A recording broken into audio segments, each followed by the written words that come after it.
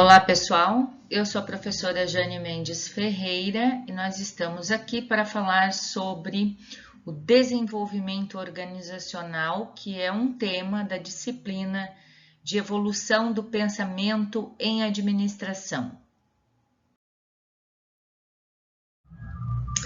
Os expoentes do desenvolvimento organizacional, ou seja, os autores que exerceram influência sobre esse modo de pensar o funcionamento das organizações. Então, coloquei aqui para vocês 3 autores, Chris Argyris, Leland Bradford e Edgar Schein, né, que não são os únicos, mas são bastante influentes, são os primeiros a serem estudados quando a gente olha para o desenvolvimento organizacional. O Chris Argyris, ele analisava o comportamento das pessoas no ambiente organizacional, especialmente como a estrutura afetava o comportamento das pessoas, como as pessoas lidavam, né, se adaptavam à estrutura organizacional, aos elementos do ambiente.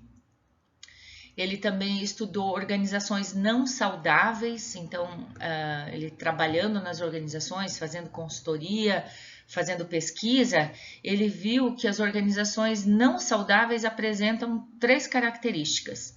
A primeira é a organização unilateral das ações por parte da instância gerencial, ou seja, só o nível lá estratégico toma as decisões, age e o resto tem que obedecer, então isso para ele não era saudável.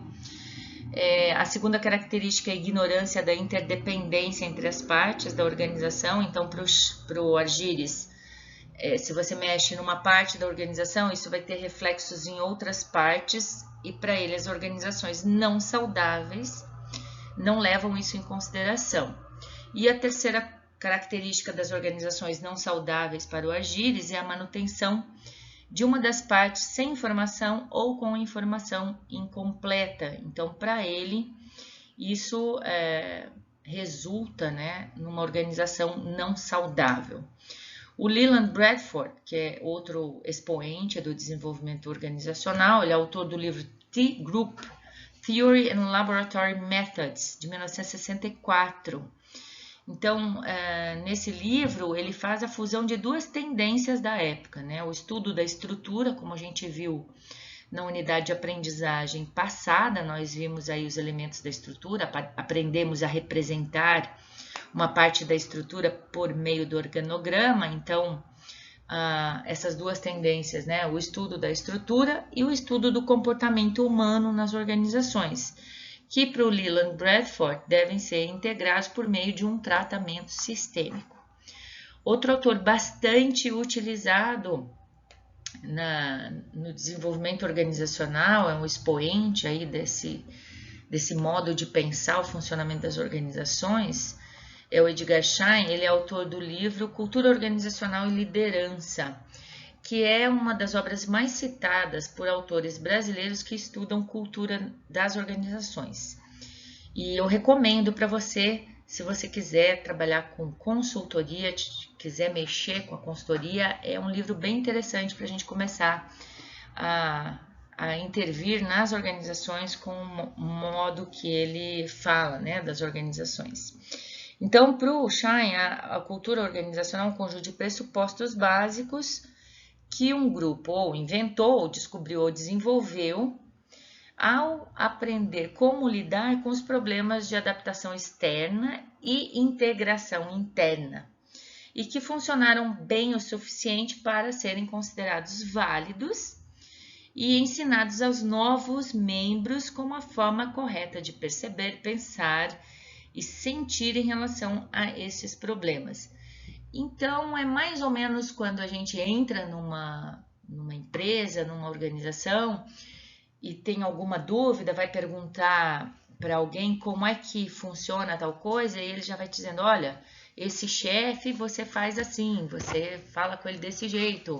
Quando o chefe entrar aqui, tá assim. Ou quando isso acontece aqui na organização, a gente deve agir assim. Porque isso vem da experiência, né? Vai sendo incorporado ao cotidiano das organizações e vai sendo passado aos novos membros. Então, para o Schein, uma organização poderia ser analisada em seus produtos visíveis, Valores e pressupostos. Então, o que são esses produtos visíveis? É um ambiente construído, layout, comportamento visível, por exemplo, o layout da Natura, né? Tem muito vidro na Natura, muita transparência, né? Isso para mostrar a cultura de transparência que aquela organização possui. Então, esse é um produto visível da cultura e que a gente vai poder analisar. Então, são coisas que a gente vai percebendo quando a gente já entra numa organização, a gente vai fazer consultoria, a gente já olha, né? Não estou lembrada agora o nome da organização, mas se eu não me engano é a Rumo, que as portas estão sempre abertas, dizendo, olha, aqui a informação tem que fluir, não tem nada muito secreto aqui, a gente vai poder sempre compartilhar as coisas, né? Então, os comportamentos visíveis das pessoas fazem parte também desses produtos visíveis. Já os valores são mais difíceis de serem observados diretamente, você não consegue perceber muito diretamente, mas esses valores expressam o que as pessoas reportam como sendo a razão do comportamento, né? Então, na maioria das vezes, esse comportamento, eles são resultados de idealização ou racionalização, porque nós agimos aqui dessa forma, né? Sempre dessa forma, a gente vai descobrir os valores. Já os pressupostos básicos, eles normalmente são inconscientes, mas também determinam como os membros de um grupo percebem, pensam e sentem. Então, a gente pode analisar uma organização e a gente vai poder intervir no funcionamento dessa organização, mexendo aí nesses elementos aí que o Schein dizia que podem ser analisados, elementos que podem ser analisados aí das organizações.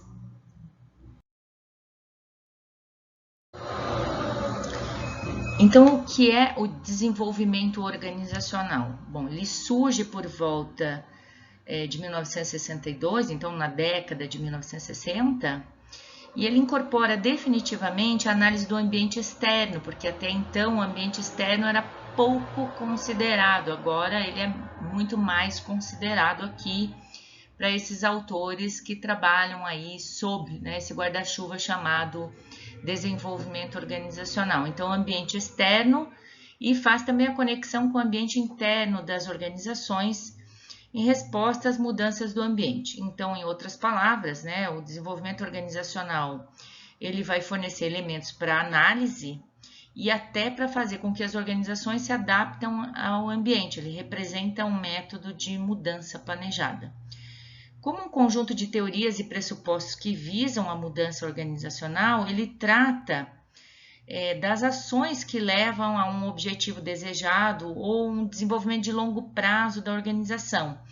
E isso é feito por meio de pessoas. Sempre para os autores ligados a esse conjunto aí, né, esse movimento, essa abordagem chamada desenvolvimento organizacional, a gente vai ver sempre a importância das equipes, da cultura, do clima. Como a mudança é tratada como sendo uma função das pessoas, né, a motivação humana, as questões da cultura, são pontos principais no conjunto de obras que constitui o que se chama de desenvolvimento organizacional. Então, se a gente for dizer qual que é o enfoque, a gente pode dizer que o enfoque é a adaptação da organização ao ambiente, tanto externo quanto interno, visando uma mudança planejada, e que envolve o estudo da motivação humana, mas incorporando questões sobre cultura e clima organizacional. Quando se pensa em desenvolvimento organizacional, a gente tem que pensar em 4 elementos: ambiente, organização, grupo e indivíduo.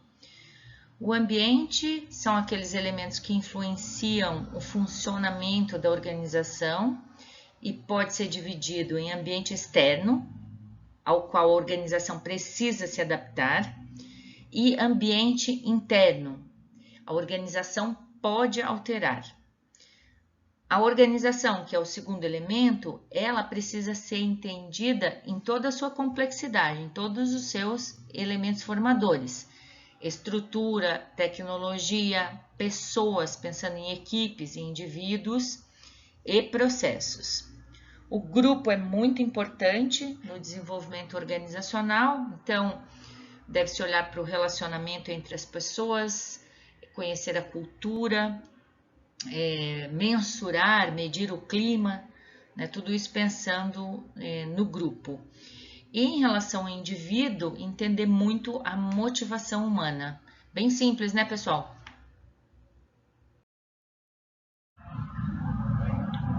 Quando se pensa em desenvolvimento organizacional, a gente quase que imediatamente vai pensar em mudança planejada.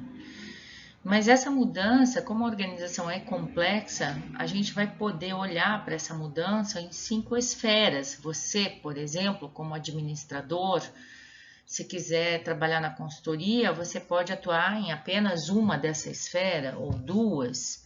Dificilmente a gente acha consultores que trabalham em todas as esferas, né? Então, ela pode ser, por exemplo, uma mudança estratégica. Essa mudança estratégica, ela visa alterar a relação entre a organização e seu ambiente. Pode ser uma mudança tecnológica. Então, reformular a infraestrutura e as operações da organização, por exemplo. Pode ser uma mudança estrutural. Visa promover alterações nos elementos da estrutura, lá na hierarquia, nas linhas de comunicação, em alguns processos. Então, a gente vai olhar para os elementos da estrutura para alterar isso, para melhorar a organização nesse aspecto estrutural. Pode ser uma mudança comportamental, então a gente vai trabalhar em elementos da cultura organizacional. E depois a gente até vai poder mensurar isso por meio de pesquisa de clima, por exemplo, ou de outros diversos indicadores. Pode ser uma mudança tecnoestrutural, mudança na estrutura e nas operações de trabalho, como se faz as coisas. Então, quando a gente está pensando em desenvolvimento organizacional, a gente está pensando em mudança, a gente tem que separar essas várias abordagens da mudança. Nem todo consultor ou todo administrador vai saber trabalhar em toda a complexidade da organização. Você pode ser muito bom em mudança estratégica, você pode ser muito bom em mudança estrutural. Eu gosto bastante de trabalhar nas mudanças comportamentais e nas mudanças estruturais, por exemplo, me adapto melhor com isso, né? Então, cada um de nós, como administradores, se for trabalhar com mudança organizacional, com consultoria, vai escolher uma dessas áreas para trabalhar, ok?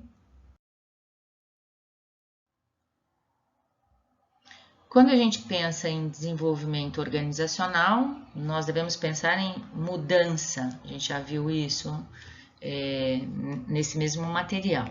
E quando a gente pensa em mudança, não dá para sair mudando as coisas sem planejar. Lembra lá que uma das funções do gestor, do administrador, é fazer planejamento. Então, quando a gente vai fazer algum tipo de mudança na organização, nós temos que pensar em etapas, o que a gente vai fazer em cada etapa. Então, a primeira etapa é a própria decisão de mudança, o que a gente precisa, a gente analisar uma situação e pensar, puxa, preciso mudar.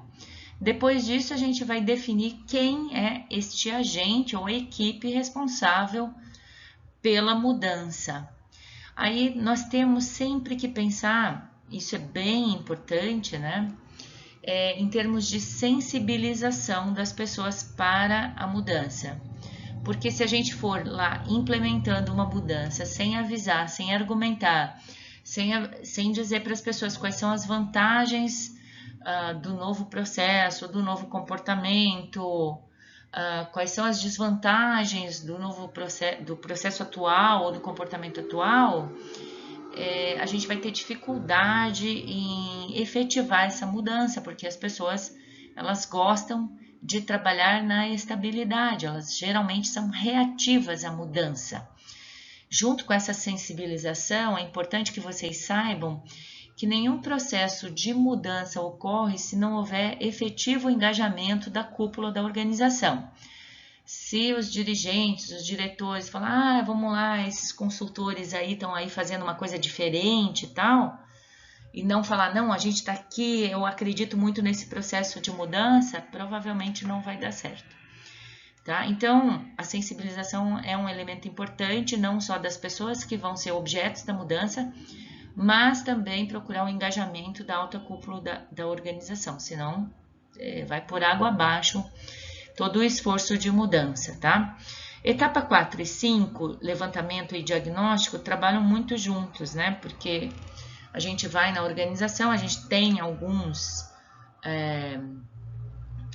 indicadores que eles nos fornecem, mas a gente precisa trabalhar bastante, aí a gente faz um diagnóstico preliminar, coleta dados, a gente vê se esse diagnóstico que a gente pensou inicialmente realmente se coloca ali, é verdade, né?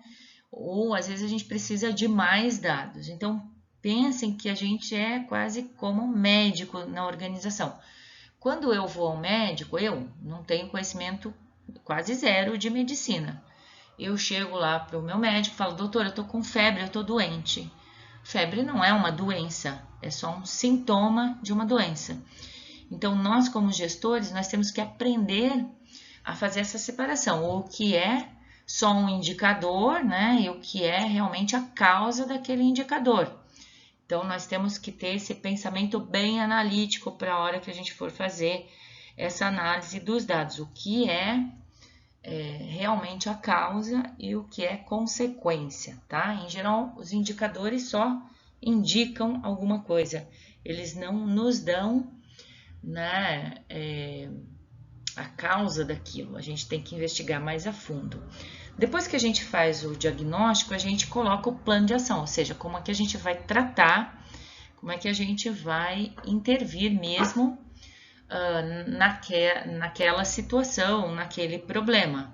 Então, quando eu vou ao médico, eu digo para ele que eu estou com febre, ele provavelmente me pede exames de sangue, ele me pede exames de imagem, eu volto lá uma segunda vez e aí ele, de posse das minhas queixas, dos resultados do meu exame, vai estabelecer ali e vai me aplicar o que os médicos chamam de protocolo, né? Então, para essa situação, muito provavelmente, se eu colocar este tratamento, em 90% dos casos vai dar certo. Que seria o plano de ação, olha, diante dessa situação aqui, nós vamos colocar esse plano de ação e aí efetivamente intervir nessa realidade.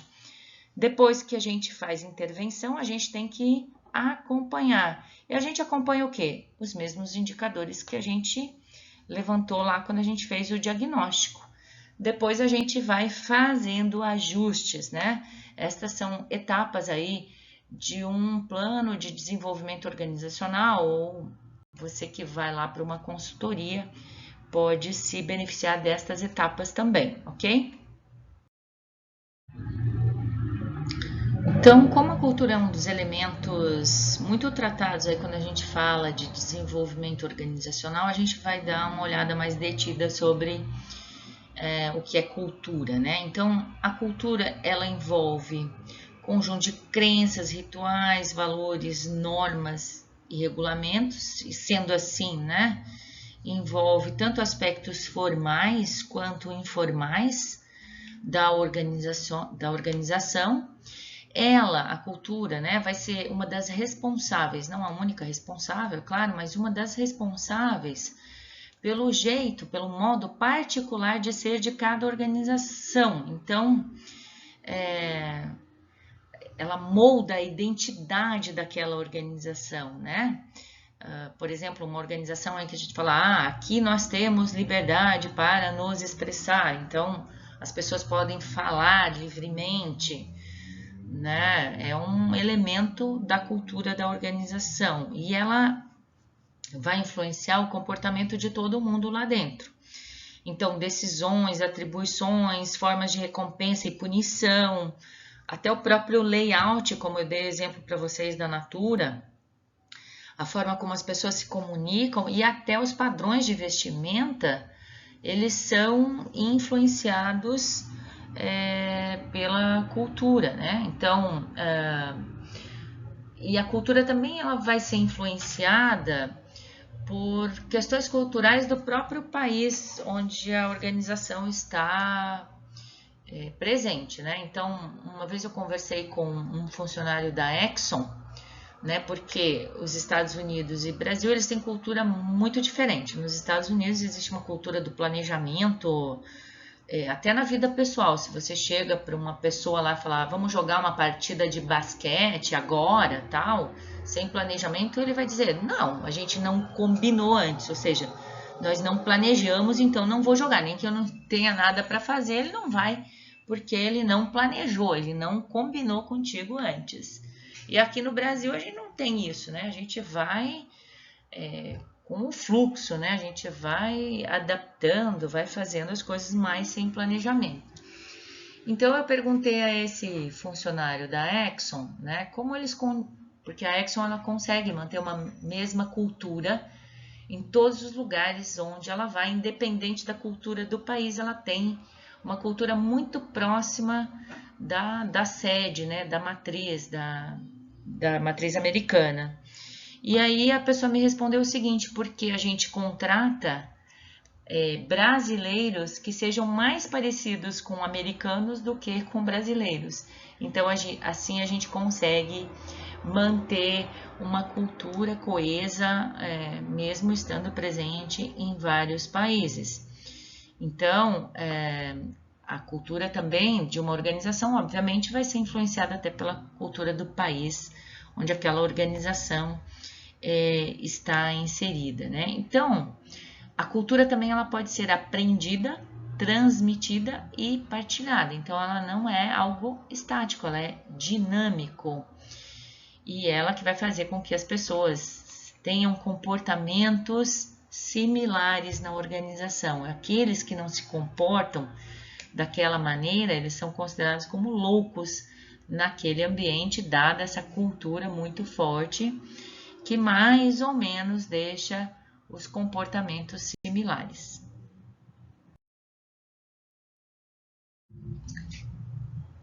E a cultura ela é formada por elementos, então um dos elementos são pressupostos e valores, aquilo que a organização possui como pedras angulares. Por exemplo, algumas têm como pedra angular a ética, outras têm a inovação, outras têm a transparência.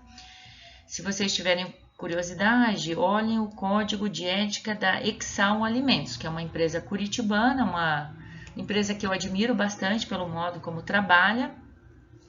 E ela tem um código de ética bem simples, mas que realmente está colocado lá na cultura daquela organização. A cultura também ela vai ser representada por ritos e por rituais, certas cerimônias típicas de uma organização, de comemoração, de reforço, de passagem e até de degradação. Algumas organizações têm, por exemplo, as festas de Natal como um rito importante, como um ritual importante. Os policiais americanos, né, quando se aposentam, ganham um relógio. Aquele relógio é a representação daquele rito de passagem, né, da ativa para a aposentadoria. É um ritual que faz parte daquela cultura. Mitos também são utilizados como forma de reforço e de representação da cultura de uma organização. Eles têm uma forte representatividade para os funcionários.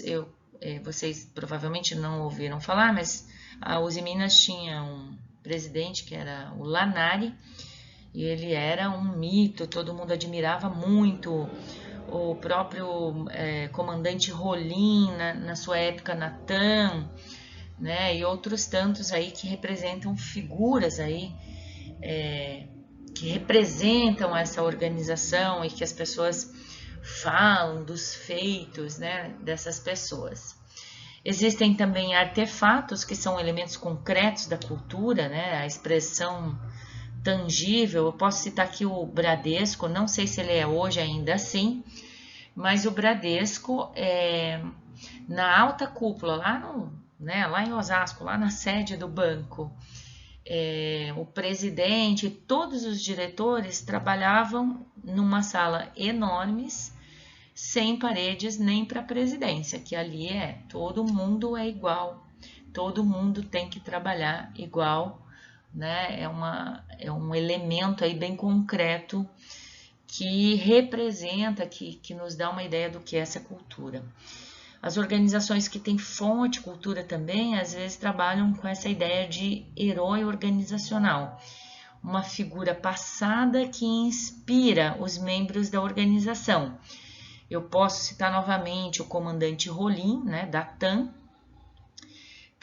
Se vocês tiverem curiosidade, procurem no Google, né, os heróis chamados os 7 samurais da Uzi Minas, que eram exemplos de comportamento que forneciam um referencial de postura pessoal e de atuação profissional naquela organização. Então, é bem interessante se a gente estudar a cultura. E se a gente for modificar a cultura, a gente tem que lembrar que a gente tem que modificar estes elementos da cultura aqui. Então, pressupostos e valores, ritos, rituais, a gente cria mitos, a gente coloca artefatos, a gente cria a figura do herói organizacional para mudar uma cultura na organização.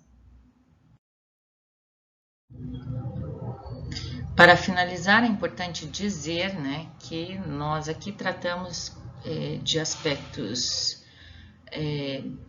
essenciais e não aprofundados do que é o desenvolvimento organizacional. De qualquer forma, ele está relacionado com mudança. Alguns autores consideram que até são termos considerados sinônimos, mas de fato eles são diferentes, né? Mas eles têm relação.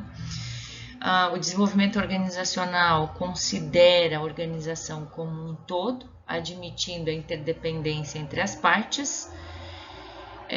Vai dizer que a organização precisa se adaptar ao ambiente, então a organização deve estar sempre e constantemente avaliando o ambiente, avaliando internamente e em constante processo de mudança.